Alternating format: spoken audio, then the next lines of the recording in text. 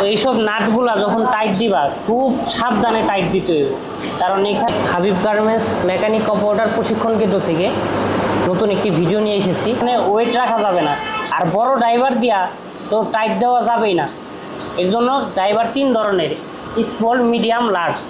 এই small driver দিয়া এই নিডেলের যত নাট আছে টাইট দিতে হবে, কারণ বড় ড্রাইভার দিয়ে হালকা প্রেশার দিলেও কিন্তু জোরে প্রেশার হয়ে যায় না।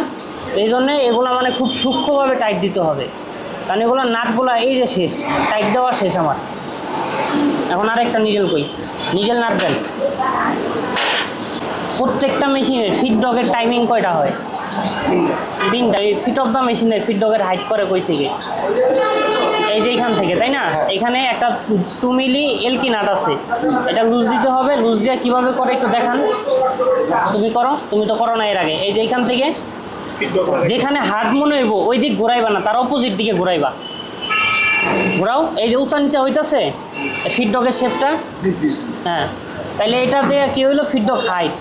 আচ্ছা, ফিট ডগ ক্যাম টাইমিং কই? ফিট ডগ ক্যাম টাইমিং এখানে ফার্স্ট নাট গ্রুপে, 3 মিলি এলকি দেওয়া গ্রুপে।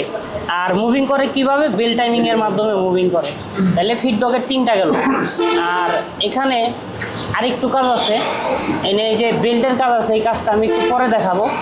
এখানে 2টা বেল্ট আছে, ঠিক আছে? একটা আমার কি বলে রুলার একটা পার্ট,